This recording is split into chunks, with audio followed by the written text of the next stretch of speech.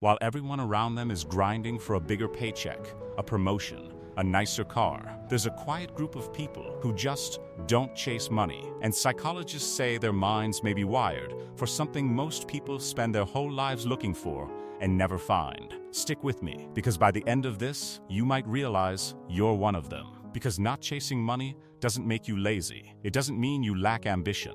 And it definitely doesn't mean something's wrong with you. It might mean you understand something the rest of the world is still running from. Here's the thing.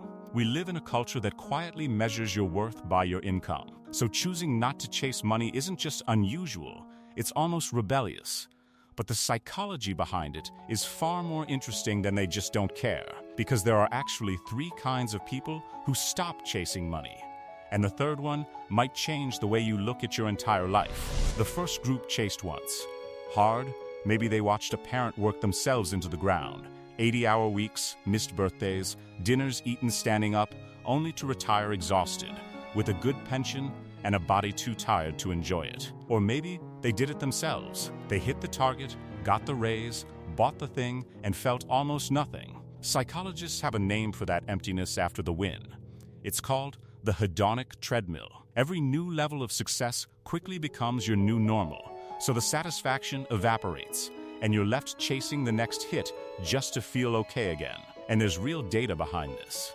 One famous study found that beyond a certain comfortable income, enough to cover your needs without stress, your day-to-day happiness barely climbs, no matter how much more you earn. Read that again. Past enough, more money mostly buys you a bigger number, not a better Tuesday. The people in this first group learned that the hard way. Their nervous system tied the chase to exhaustion, to loss, to a version of themselves they didn't like. So they stepped off the treadmill, not because they're lazy, but because they've already seen exactly where that road ends. And they decided they'd rather not arrive there. But the second group, they never got burned at all. They just did some quiet math most people avoid their whole lives. This group figured out something deceptively simple. Money is just stored time. Every dollar you earn costs a piece of your life to make. And past a certain point, chasing more money means trading away the one resource you can never earn back, your hours. So they made a trade most people never even consider. They chose time. Researchers who study this have found that people who consistently value their time over money report higher life satisfaction, sometimes dramatically higher.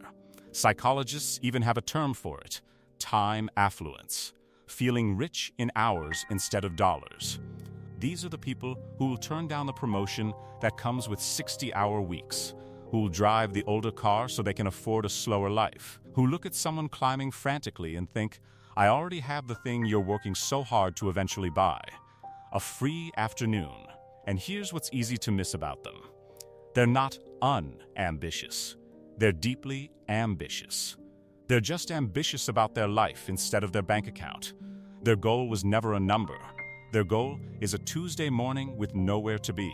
And then there's the third group, the ones who didn't get burned and didn't have to do the math because they never tied themselves to money in the first place. This is where it gets interesting. The people in this last group already have something the other two are still working toward. Their sense of worth simply doesn't come from money. It comes from inside, from their work, their relationships, their curiosity, the quiet satisfaction of getting a little better at something they care about. There's a whole framework in psychology for this, called self-determination theory. And it found that real, lasting well-being comes from 3 things: autonomy, feeling in control of your own life; competence, being good at something that matters to you; and connection, genuine relationships. Notice what's not on that list: a salary, a job title, a luxury badge on a car. And other research backs this up almost uncomfortably well. Studies on materialism have found that the more someone's goals revolve around money, image, and status, the more anxiety and emptiness they tend to report. While people chasing intrinsic goals, like growth and connection and contribution, consistently report more meaning and more peace. This third group escaped the treadmill entirely because they were never really on it. They figured out what enough looks like for them. And the moment you define enough, something strange happens. You're free. The endless wanting quietly switches off. They're not rich in the way the world shouts about. They're wealthy in the ways that actually compound over a lifetime. Time, presence, peace, and the rare ability to enjoy the moment they're already standing in. Now, to be clear, none of this is about being anti-money. Money is a tool. Having enough of it removes real, grinding stress, and pretending otherwise is naive. This was never about romanticizing being broke. It's about the difference between using money and being used by the chase. Because here's what all three of these groups quietly understand. The person who always needs more can never actually arrive. There will always be a bigger number, a nicer house, a richer neighbor. The finish line just keeps moving. But the person who knows what enough looks like, they've already won a game most people don't even realize they're playing. So if you've ever felt a little out of place because you're just not that motivated by money, you might not be broken or lazy or behind. You might have figured out earlier than most that a life spent chasing a number is still a life spent chasing, and some people would simply rather stop and live it.